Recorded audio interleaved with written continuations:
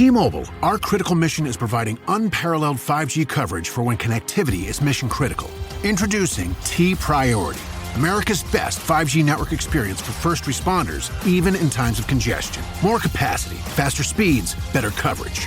T-Priority from T-Mobile, built for tomorrow's emergencies, ready today. Discover more at t-priority.com.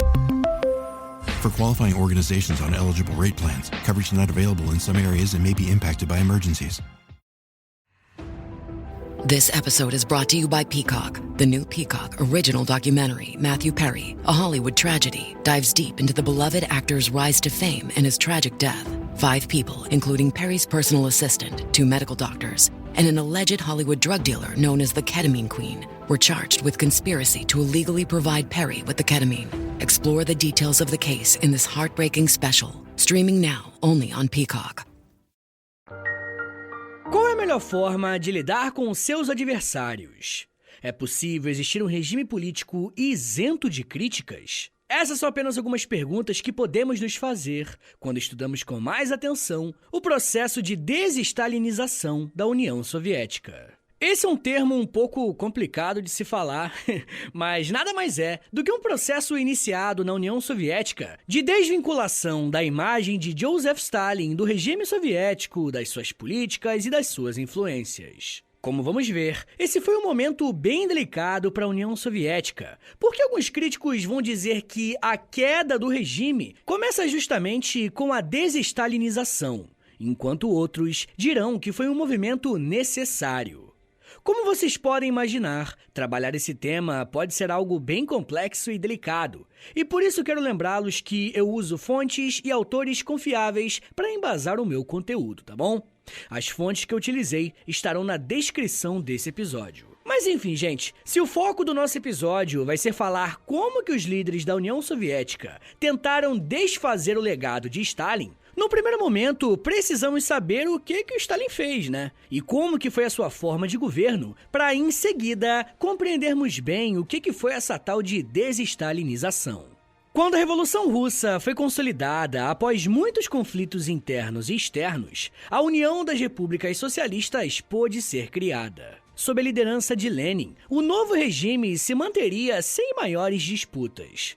Porém, em 1924, Lenin vem a falecer, e uma disputa sobre quem comandaria a União Soviética se instalou. Nesse momento, os nomes de Leon Trotsky e Joseph Stalin despontaram como as próximas lideranças, sendo que o Stalin conseguiu o maior número de apoios dentro do Partido Comunista da União Soviética e se consagrou como o novo líder do regime. Na primeira fase do governo de Stalin, podemos dizer que o seu principal objetivo era alavancar a economia soviética para que eles conseguissem se industrializar para atingirem os avanços necessários para o seu país. Por esse motivo, Stalin vai ser conhecido por atingir 2 feitos no que se refere à economia. Primeiro, ele vai liderar um processo de coletivização das terras, ou seja, sob a liderança de Stalin, os grandes proprietários de terras vão perder as suas propriedades e elas serão coletivizadas.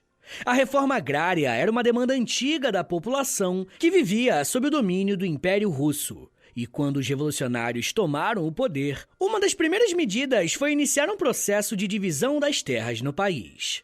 Stalin potencializou essa medida usando a força e a violência contra alguns proprietários de terra que se colocaram contra essa medida. Uma outra marca muito importante no governo de Stalin foram os planos quinquenais. Esses planos nada mais eram do que uma estratégia de Stalin para desenvolver a sua economia através de uma planificação. E planificação é um termo usado para dizer que o Estado seria quem daria as diretrizes para o desenvolvimento econômico, e não o livre mercado, como era comum em vários países do Ocidente, como Estados Unidos e Inglaterra. A partir da implementação desses planos, o governo soviético colocou a indústria e a agricultura como os 2 principais focos da União Soviética a partir de 1928. E olha, olhando apenas para o lado econômico, o projeto foi um grande sucesso.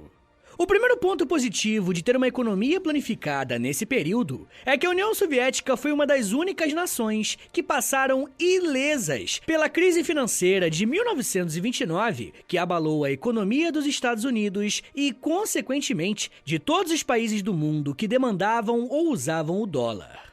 Não sofrendo esse baque em 1929, o projeto econômico de Stalin pôde seguir com mais tranquilidade.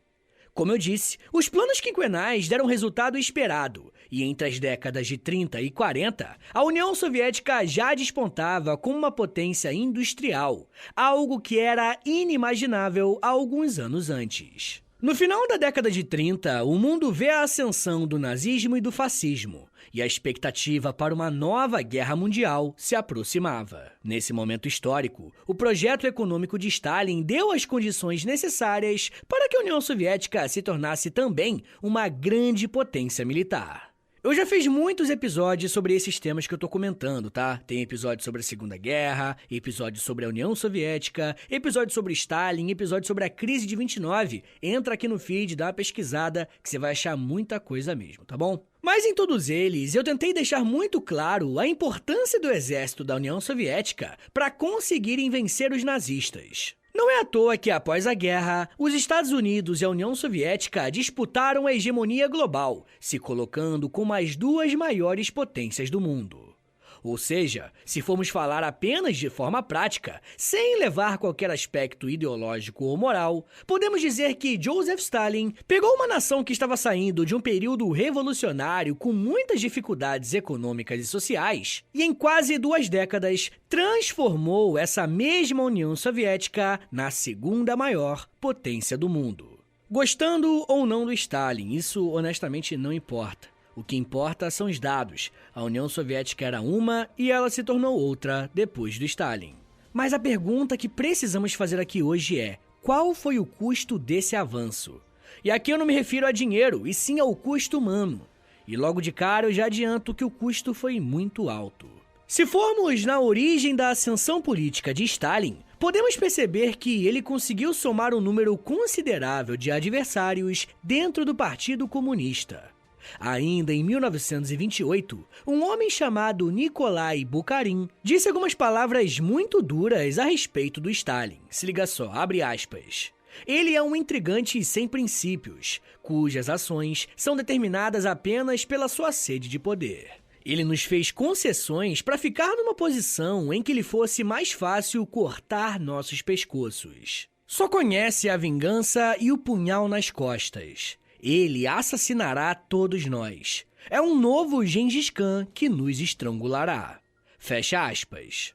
E essas palavras são importantes, porque nesse momento, Bukharin ainda era alguém próximo a Stalin.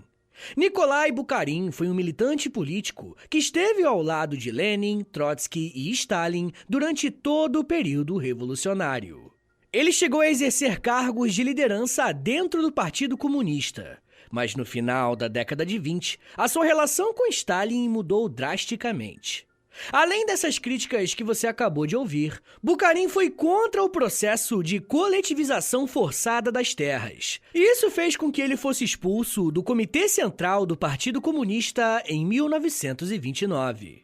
E olha, na verdade, ele não foi o único. E ter sido expulso foi até bom para ele. Outros adversários de Stalin e do seu governo tiveram destinos muito piores. Alguns pagaram com a vida. Durante o processo de Revolução Russa, existiu uma grande oposição interna. E a disputa dos bolcheviques com os mencheviques escancarou que os interesses eram bem diferentes. Por isso, passou a ser comum o termo inimigos da Revolução, para se referir àqueles que lutavam contra os bolcheviques. Lidar com esses inimigos, entre aspas, era tão importante que em 1918 os bolcheviques criaram a Tcheca, uma polícia política criada exclusivamente para lidar com esses opositores ao regime revolucionário. E nesse ponto, muita gente se pergunta, né? Pô, Vitão, por que os caras faziam isso se eles tomaram poder para mudar as coisas na Rússia? E essa pergunta é importante, porque quando a Revolução Russa foi feita, os bolcheviques nacionalizaram as terras da igreja, além dos bancos e das fábricas. E em seguida, para consolidar o apoio dos camponeses, uma primeira reforma agrária foi feita. A inflação foi controlada, abaixando o preço dos alimentos e dando um alívio à população mais pobre. E a partir da perspectiva dos revolucionários, quem era contra a revolução era contra esses avanços sociais, tá ligado? Por isso, era visto como justificável que esses opositores fossem perseguidos e presos, porque eles estavam atrapalhando o avanço social da Rússia e, em seguida, da União Soviética. Compreender essa lógica nos ajuda a entender melhor a postura que o Stalin teve durante o seu governo. E aqui eu não tô tentando justificar as ações dele e nem condená-las, tá bom? Eu só quero mostrar a forma que ele pensava, beleza? A minha intenção não é fazer juízo de valor, falar quem tava certo, quem tava errado, tô nem aí pra isso, honestamente. Eu só quero mesmo contar o que aconteceu, o que é essa tal de desestalinização. E pra isso eu tenho que explicar quem foi Stalin e o que ele fez. Mas enfim, gente, diante desse cenário de oposição, olha só o que o próprio Stalin propôs em 1927 durante uma conferência dos órgãos de polícias secretas da União Soviética, abre aspas. Pessoas propagando opiniões oposicionistas sejam encarados como perigosos cúmplices dos inimigos externos e internos da União Soviética. E que essas pessoas sejam sentenciadas como espiãs por decreto administrativo da GPU, uma sigla das polícias políticas. Que uma rede amplamente ramificada de agentes seja organizada pela GPU, com a tarefa de procurar e identificar elementos hostis no aparelho governamental. Até em sua cúpula e no seio do partido, incluindo as suas lideranças. Todos os que despertarem a mais leve suspeita devem ser afastados. Fecha aspas. Dá pra perceber aqui como que o Stalin começou um processo de identificação e de, consequentemente, perseguição de adversários do seu regime político. Por mais que essas orientações tenham sido dadas ainda na década de 20, foi na década seguinte que esse projeto atingiu uma escala bem maior. Durante os anos 30, a União Soviética se viu envolvida em um período conhecido como o Grande Expurgo, ou o Grande Terror. E aqui vale pontuar uma questão, tá? Quem criou esses nomes foram os adversários do regime soviético, como por exemplo o britânico Robert Conquest, que popularizou o termo o Grande Terror para se referir ao período em que o Stalin perseguiu os seus adversários. Por mais que exista um grande debate a respeito do termo, a verdade é que as perseguições de fato foram feitas. Como nós lemos na frase dita pelo próprio Stalin em 1927, identificar quem eram os adversários do regime soviético era fundamental para a sobrevivência do regime, na opinião dele, claro. E eu não sei se vocês perceberam, né? Mas o Stalin fecha o cerco até mesmo dentro do Partido Comunista da União Soviética.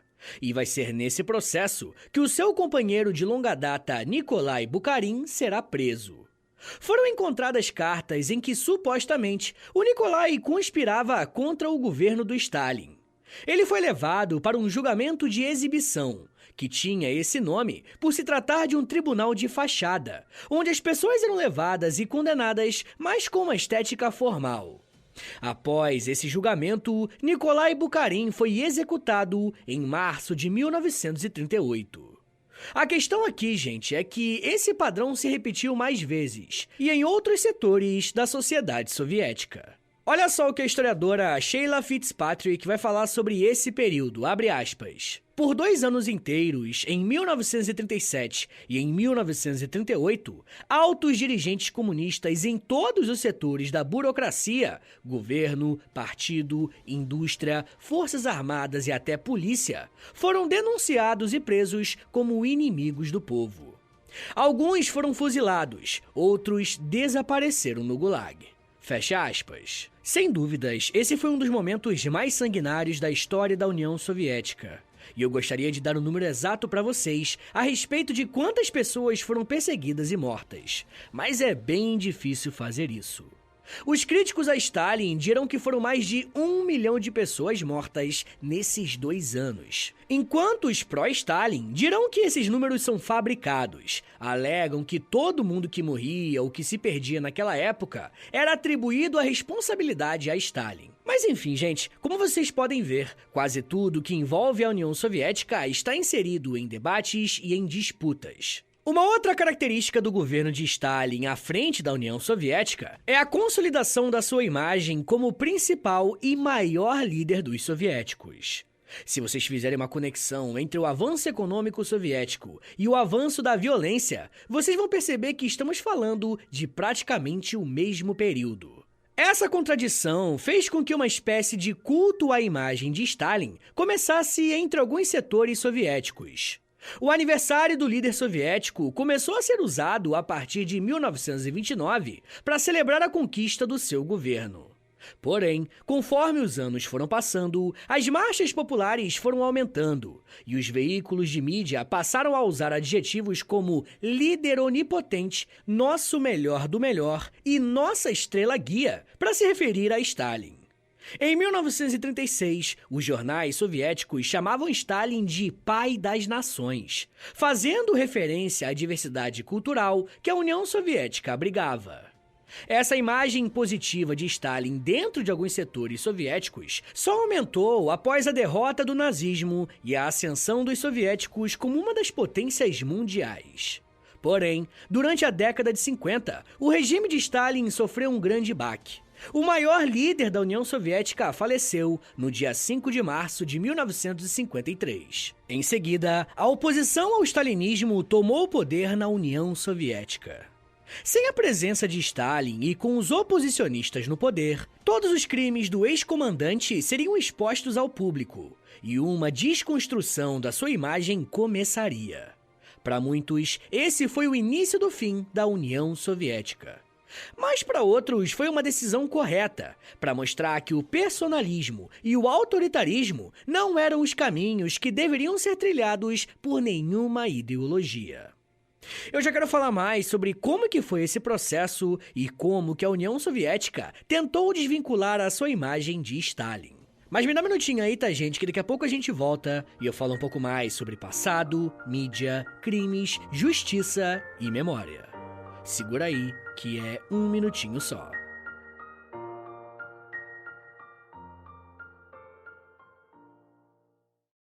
Watch the world's biggest tennis stars clash in the California desert at the BNP Paribas Open, live on Tennis Channel. How do they get to these shots? Tune in daily for exclusive first ball to last coverage from Indian Wells and witness all of the jaw-dropping action as the game's top men and women square off at one of the greatest events in sports. It's tennis magic you need to see to believe. The BNP Paribas Open, live on Tennis Channel and streaming on the Tennis Channel app. This episode is brought to you by LifeLock. During tax season, your personal info travels to a lot of places. Between payroll, your tax consultant, and the IRS. If your W-2 gets exposed, that's just the ticket for identity thieves. That's why LifeLock monitors millions of data points every second. If your identity is stolen, they'll fix it guaranteed or your money back. Don't let identity thieves take you for a ride. Save up to 40% your first year. Visit LifeLock.com/podcast. Terms apply. Eu sempre sonhei em poder viver de criação e de educação. E graças ao apoio de vocês lá no Apoia-se, isso se tornou realidade. Entre em apoia.se/História em Meia Hora, que com 10, 20 ou 30 reais por mês, você não só contribui para esse trabalho continuar acontecendo, como também recebe recompensas exclusivas para os apoiadores. Com 10, você tem acesso a um podcast semanal exclusivo.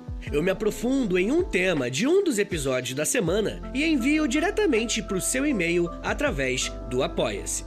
Já tem mais de 70 episódios por lá e você vai receber acesso a todos eles. Além do podcast exclusivo, com 20 reais, você também recebe acesso ao nosso Clube do Livro. Todo mês nós lemos um livro sobre história e conversamos no grupo do Telegram. E depois de 30 dias, fazemos uma call no Zoom para compartilharmos as nossas impressões. E com 30, além das recompensas anteriores, eu te adiciono no meu Amigos Próximos no Instagram, onde publico conteúdos diários com curiosidades históricas, tanto no @História em Meia Hora, quanto no @Prof. Vitor Soares. E se você tiver alguma dúvida sobre o apoio, é só entrar em contato comigo pelo e-mail historiaemmeiahora@gmail.com. apoia.se/História em Meia Hora. É apoia.se/História em Meia Hora. Valeu, gente!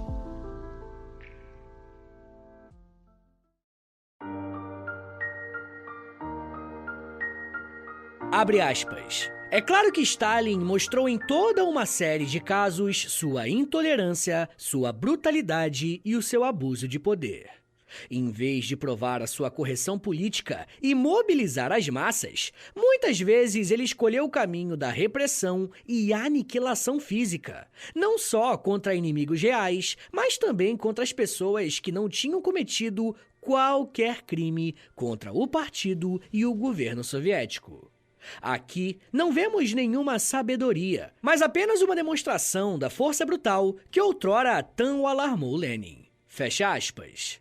As palavras que você acabou de ouvir fazem parte de um discurso feito pelo Nikita Khrushchev em 1956, durante o 20º Congresso do Partido Comunista. Muitos chamam esse pronunciamento de discurso secreto, porque ele foi feito para a cúpula do partido, mas foi vazado para a imprensa internacional, gerando uma comoção muito grande. Nikita Khrushchev foi o segundo a assumir a União Soviética após a morte de Stalin, e a sua chegada foi marcante por conta desse discurso.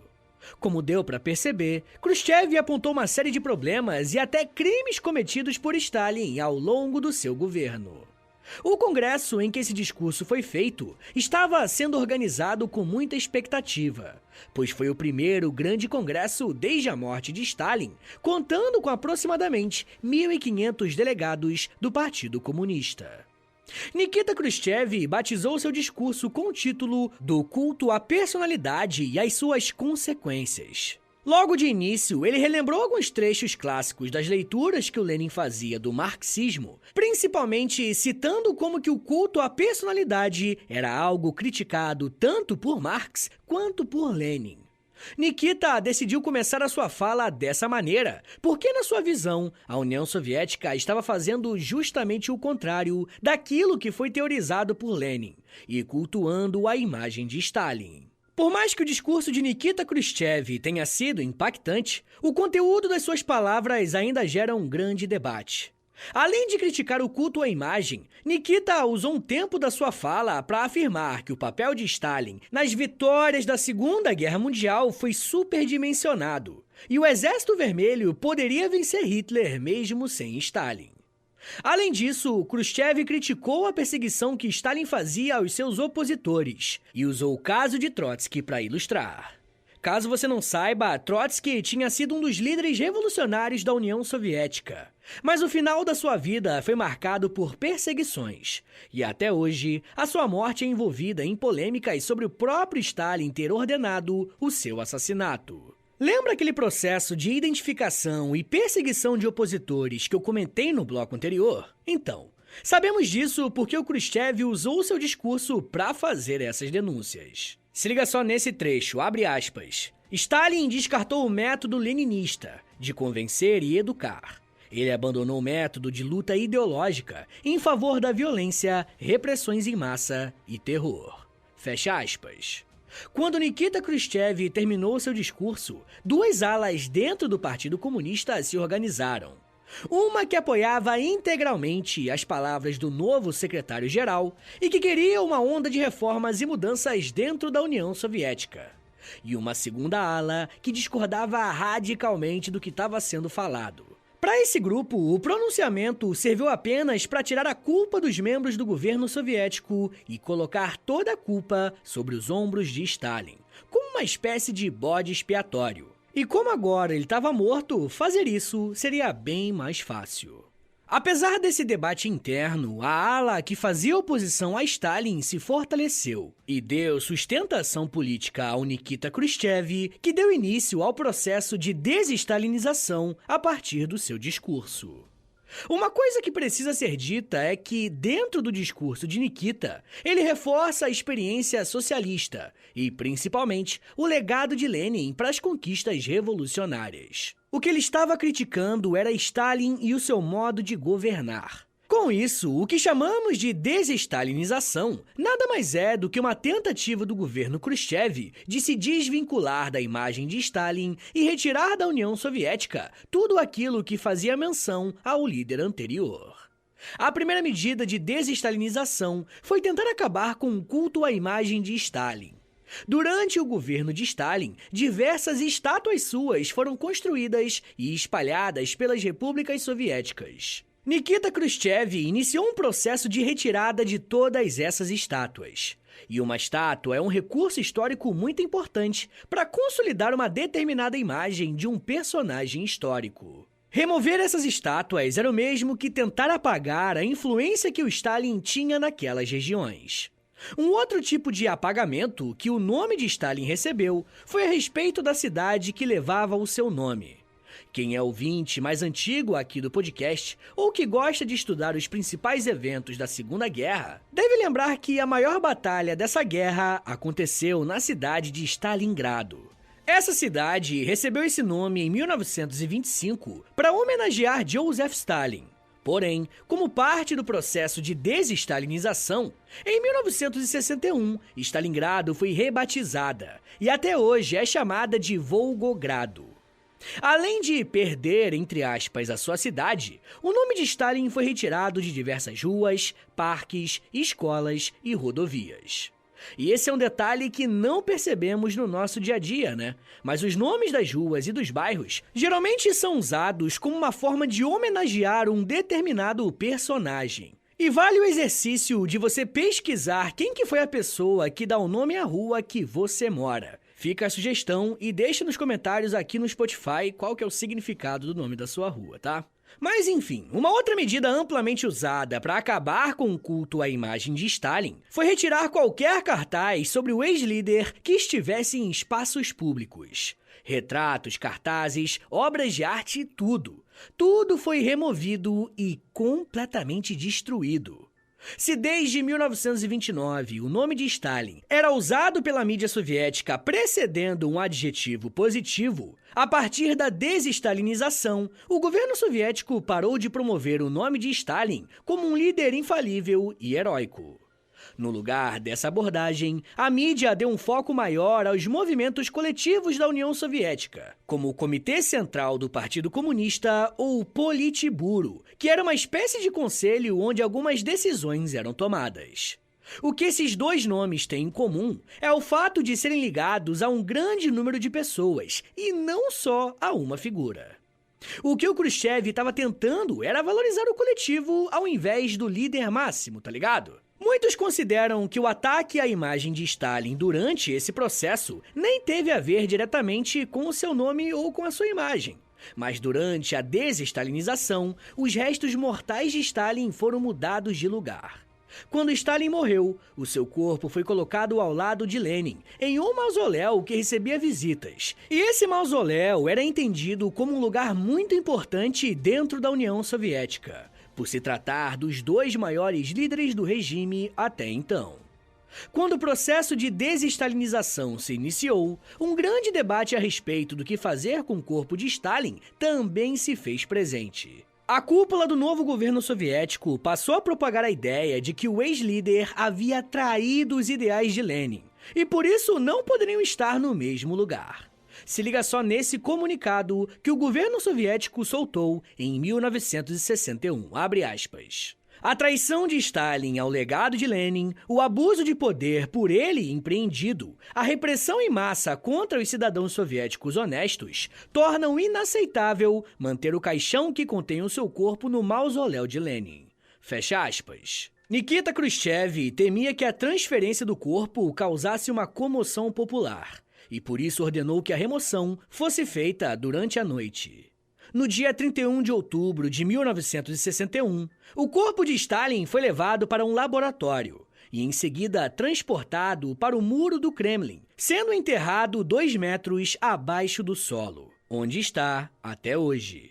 Uma parte importante do legado de Stalin é a questão da violência política. No episódio de hoje, eu falei bastante sobre como e por que a perseguição política era algo comum e o que justificava essas ações. Durante o período do terror, diversos membros do próprio Partido Comunista foram perseguidos, presos e até mortos. Durante o processo de desestalinização, Khrushchev fez questão de reabilitar essas pessoas politicamente. No discurso que Nikita fez em 1956, além de apontar os crimes de Stalin, ele afirmou que grande parte das pessoas que foram prejudicadas pelo autoritarismo do Stalin eram inocentes. Ele afirmou que as confissões que foram usadas naqueles tribunais de exibição foram forjadas ou feitas através de tortura. Se antes existia um culto público à imagem de Stalin, com a retirada das estátuas e dos cartazes, o governo Khrushchev passou a promover as histórias dessas pessoas que foram prejudicadas por Stalin. Um desses casos é o do militar Mikhail Nikolai Tukhachevsky. Ele foi um militar soviético e chefe do Exército Vermelho. Nikolai era uma liderança muito conhecida e respeitada, mas antes mesmo da Segunda Guerra Mundial, foi acusado de colaborar com os nazistas. Nikolai foi preso junto com outros oficiais, levado para julgamento e ele foi executado em 1937. O problema, gente, é que muitos pesquisadores, como Dick Roberts, vão dizer que essa morte foi causada pela tentativa de Stalin de eliminar os seus concorrentes dentro do Partido Comunista. Em fevereiro de 1963, Nikita Khrushchev reabilitou a biografia de Nikolai e de outras milhares de pessoas envolvidas no mesmo processo. Dali em diante, o rosto de Nikolai passou a estampar selos como um representante do Exército Vermelho. Khrushchev usou essa estratégia para mostrar para a população soviética como que o governo de Stalin era violento contra os seus próprios companheiros. Khrushchev enfatizou a importância da crítica e da autocrítica dentro do Partido Comunista. Ele argumentava que os membros do partido deveriam ter mais liberdade para discutir e debater questões políticas, com o objetivo de tomar decisões mais coerentes. Por isso, um outro nome que se popularizou ainda nesse contexto de desestalinização foi o degelo de Khrushchev, fazendo referência a um período em que a repressão política e a censura foram diminuídas na União Soviética. E percebam que eu usei o termo diminuídas, tá? Porque, sabe, o próprio governo Khrushchev também teve medidas de censura. Durante o degelo, milhares de pessoas foram libertas do Gulag, e uma reaproximação política foi tentada com as potências ocidentais. Por fim, a desestalinização também foi acompanhada de uma reforma econômica. Stalin colocou em prática uma economia planificada, e com isso alcançou resultados muito satisfatórios para a União Soviética. Mas durante a desestalinização, o governo soviético promoveu a descentralização econômica, dando mais autonomia para as pequenas empresas e incentivando uma certa competição entre elas. O governo soviético também passou a incentivar a agricultura privada e permitiu que os camponeses mantivessem pequenas parcelas de terra para cultivarem e venderem os seus próprios produtos. Durante a década de 30, esse excedente deveria ser informado ao governo. E isso aumentou a produção de alimentos. O Khrushchev também começou uma lenta abertura econômica com o mercado mundial, aumentando o comércio com outros países e atraindo investimentos estrangeiros. Isso ajudou a diversificar a economia soviética e a reduzir a dependência do país das exportações de matéria-prima. Mas assim, isso foi na teoria, tá bom, gente? Na prática, foi muito diferente daquilo que foi planejado. Algumas dessas medidas demoraram para serem implementadas, e a economia soviética sofreu um pouco para aderir às mudanças. A maior dificuldade foi sofrer essa adaptação durante a década de 70, que foi um período de grave crise econômica por conta da queda dos preços do petróleo. Para muitos, o processo de desestalinização foi essencial para mostrar quem realmente era Stalin. Mas, por outro lado, as reformas econômicas feitas durante esse processo ajudaram a enfraquecer a economia soviética justamente em um período em que o mundo passou por dificuldades. E por isso que muitos defensores da União Soviética e do legado de Stalin dizem que a desestalinização é uma das principais responsáveis pelo fim da própria União Soviética. E olha, existem bons argumentos que comprovam essa tese, mas isso já é um papo para uma outra meia hora.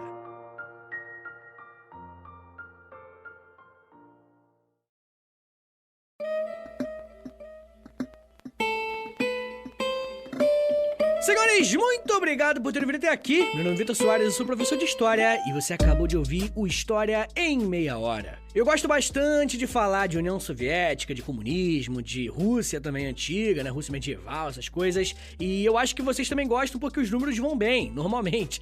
Então, se você quiser mais episódios como esse, faz o seguinte, ele tem que ir bem nos números. Então, compartilha esse episódio com a rapaziada, poste nos stories do Instagram, e aí você me marca no @História Meia Hora, ou você também pode postar lá no Twitter, e aí você me marca no @H30podcast. Rapaziada, se vocês gostam do História Meia Hora, se você quer ver esse podcast por muito tempo de pé ainda, faz o seguinte, dá uma passada lá no Apoia-se, beleza? Que é o Apoia-se que mantém isso aqui. É apoia.se/História em Meia Hora. apoia.se/História em Meia Hora. Lá tem mais de 100 episódios exclusivos pra quem me apoia e, obviamente, quando você me apoia agora, acabou de me apoiar, vamos supor que você foi lá, preencheu as coisas bonitinho, me apoiou. Você tem acesso a todos eles. Você pode baixar todos eles e aí no mês seguinte cancelar o apoio, mas aí é vacilo. Você pode fazer, mas é sacanagem.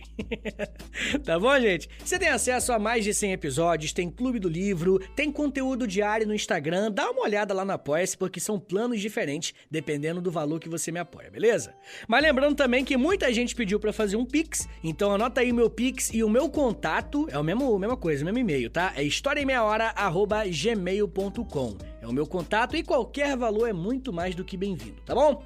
Rapaziada, o História em Meia Hora tem a parceria com a Loja, beleza? É LOLJA, Loja. Entra no site deles, loja.com.br, digita História em Meia Hora, que você vai ser transportado pra nossa lojinha. Lembrando que os nossos produtos só tem lá, tá? Você não encontra em mais nenhum lugar na internet, nenhum dos nossos produtos. Se você encontrar, me avisa, porque eu vou processar.